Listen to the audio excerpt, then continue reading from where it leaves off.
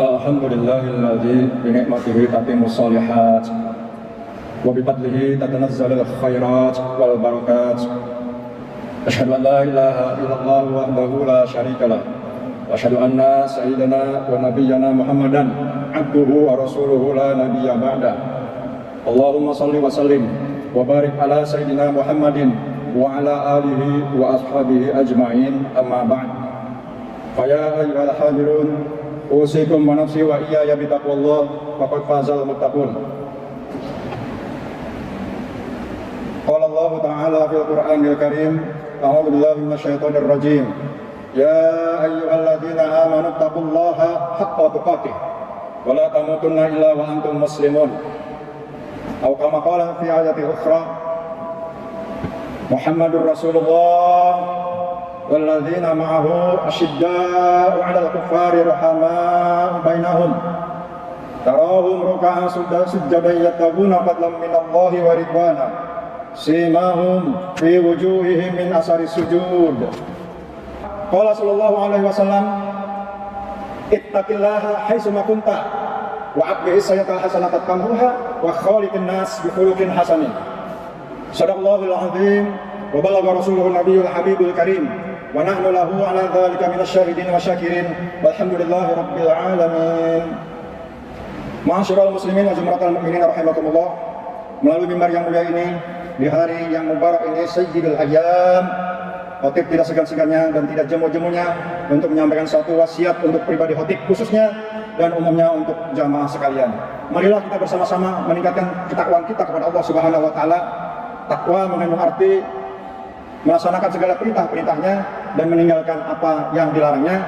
Sebagaimana para ulama mendeskripsikan sebuah takwa, intisalu awamirillah wa ijtinabun nawahihi sirron wa alaniyatan dhahiran wa batin. Takwa itu mengandung arti melaksanakan segala apa yang diperintahkan Allah dan meninggalkan apa yang dilarangnya, baik secara sembunyi-sembunyi maupun terang-terangan, baik secara lahir maupun secara batin. Hadirin yang dirahmati Allah Subhanahu wa taala, pada kesempatan siang hari ini khotib sengaja mengambil suatu tema, yaitu mengenai kepemimpinan. Insya Allah next berikutnya akan dibahas tentang mengenai keberadaan Palestina sesungguhnya. Sudah seberapa besar tingkat membaranya di Timur Tengah tersebut.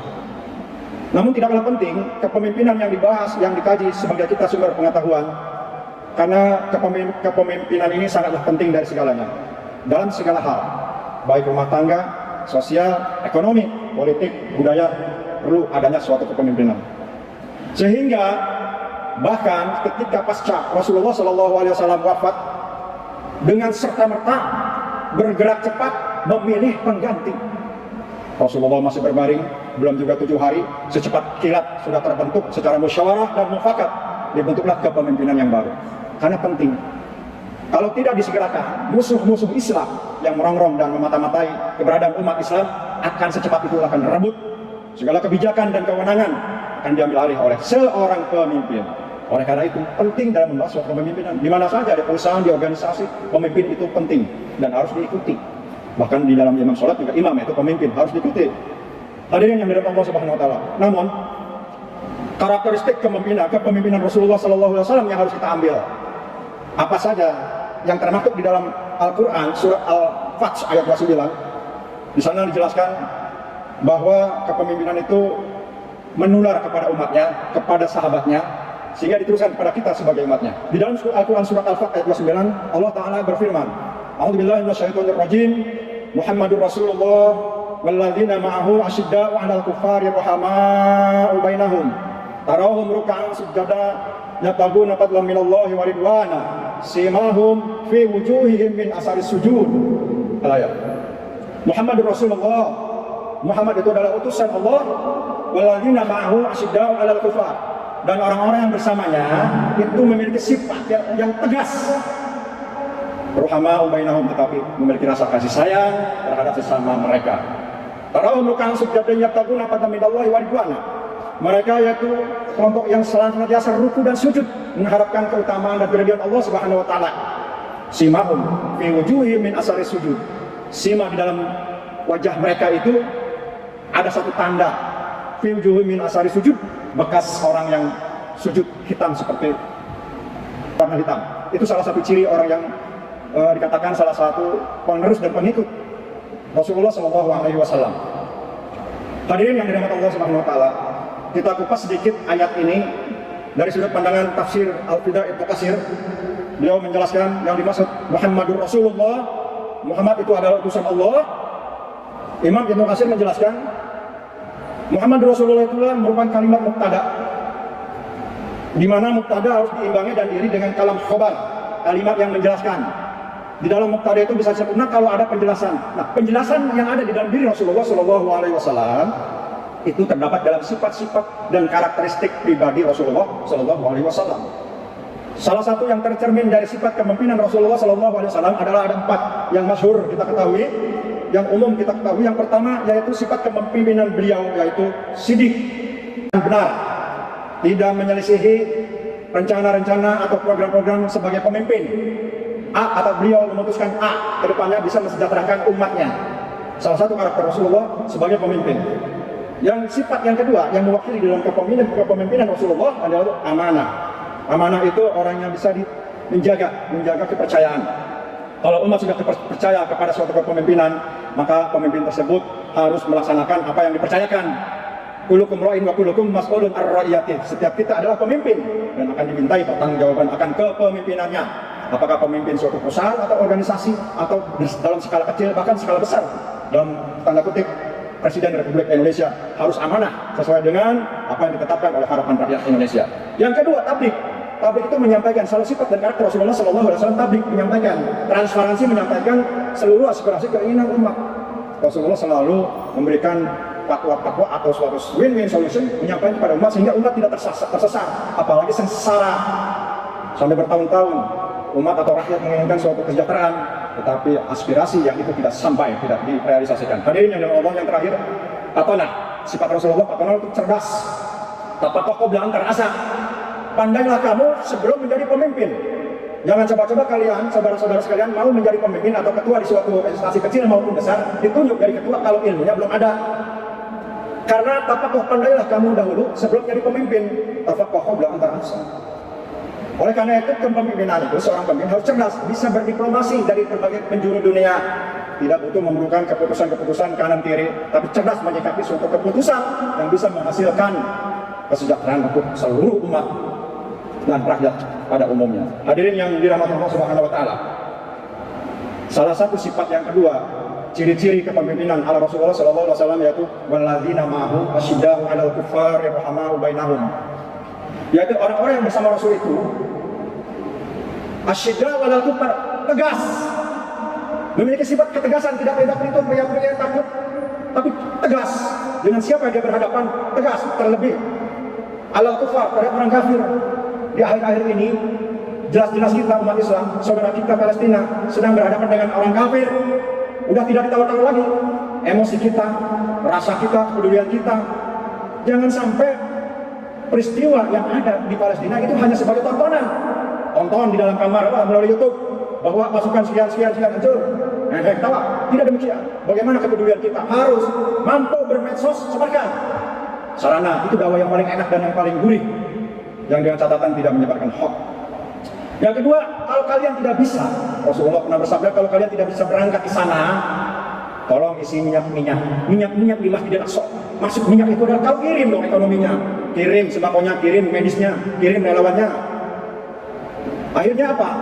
Kita saling berbagi sehingga kepedulian kita, dosa rasa sebagai umat Islam yang dalam satu tubuh, rasa kepedulian kita sehingga bisa terjaga dan dimaafkan oleh Allah Subhanahu wa taala. Sifat yang kedua itu ruhama'u bainahum. Cirinya yaitu pemimpin yang dikarakteristikan yang baik yaitu ruhama'u bainahum, yaitu rasa kasih sayang. Mereka memiliki rasa kasih sayang sesama Islam. Jangan sampai sesama Islam gontok-gontokan. Mereka mah kelompok, bukan kelompok kita. Itu mah bukan aliran kita. Itu mah bukan level kita. Ruhama'u bainahum, pemimpin itu universal, harus merangkul dari keseluruhannya. Ruhama, rasa kasih sayang. Hadirin yang dirahmati Allah Subhanahu wa taala, yang ketiga, tarahum ruk'an sujadanya tabuna fadlan minallahi wa ridwana. Ciri ini, pemimpin itu yang selalu beribadah kepada Allah, mengharapkan keridhoannya, mengharapkan keikhlasannya, sujud di tengah keheningan malam.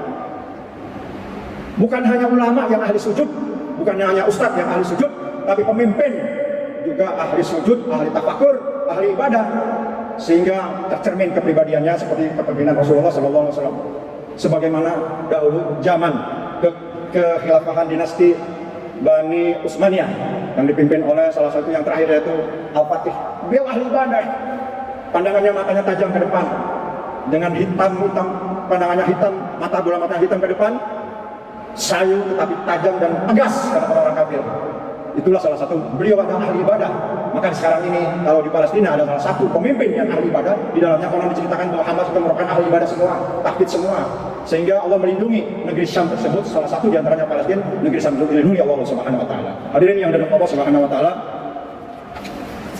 Yang terakhir, simahum fi wujuhihim min asari sujud. Salah satu ciri karakteristik daripada umat Rasulullah yang dikatakan menjadi pemimpin yaitu simahum fi wujuhihim min asari sujud. Ada tanda di dalam jidatnya itu hitam, membekas. Bekas apa? Bekas sujud. Kalau kita melihat di antara saudara-saudara kita ada tanda hitam di jidatnya, beliau itu ahli sujud, ahli ibadah. Apa benar demikian? Ternyata dijelaskan di dalam keterangan As-Sunan Al-Kubra lil Baihaqi bahwa suatu ketika Ibnu Umar, anaknya Umar bin Khattab, kedatangan salah satu budaknya. Beliau mengucapkan salam kepada Ibnu Umar. Assalamualaikum warahmatullahi wabarakatuh. Man anta? Siapa engkau? Saya budakmu, pembantumu. Ada apa? Itu jidat berwarna hitam tersebut. Oh, aku baru lihat seperti ini. Aku bergaul dengan para sahabat Umar, Utsman, Abu Bakar, Ali, bahkan Rasulullah, enggak ada tanda seperti itu. Seperti itu dijelaskan. Sehingga makanya Imam Ibnu Katsir menjelaskan makna tanda jidat di dalam itu adalah orang-orang yang taat kepada Allah bersinar nanti di hari kiamat. Dia bercahaya dalam kehidupan sehari-harinya. Orang tersebut sholat di tengah malam, di keheningan malam, sehingga siang harinya ada bekas sujud, wajahnya bercahaya, tanda pandangan matanya nanar dan sayu, sehingga bekas lama dia tidak tidur di tengah malam, anak ibadah di tengah malam. Itu yang dimaksud adalah tanda hitam di dalam jidat tersebut. Mudah-mudahan kita tetap husnuzon kepada hamba-hamba Allah yang rajin beribadah sehingga membekas di dalam jidatnya tersebut. Daripada yang nongkrong di jalanan dengan segala sesuatunya tapi dengan pura-pura menggunakan tanda hitam di dalam jidatnya. Lebih baik kita berhusnuzon kepada Allah, kepada hamba Allah yang beriman tersebut, yang rajin sholat di tengah keheningan malam. Mudah-mudahan khutbah singkat ini bisa membawa inspirasi kepada kita semua dan kita bisa mengamalkan apa-apa yang terbersit di dalam pesan-pesan Rasulullah SAW. A'udzubillahi minasyaitonirrajim. Bismillahirrahmanirrahim. Wal 'asri innal insana lafi khusrin illa alladziina aamanu wa 'amilus shalihati wa tawassaw bil haqq wa tawassaw bis sabr. Barakallahu wa lakum fil Qur'anil 'azim wa nafa'ani wa iyyakum bima fihi minal ayati wa dzikril hakim. Aqulu qawli hadza wa astaghfirullahal 'azim li wa lakum. Astaghfirullah. Innallaha huwal ghafurur rahim.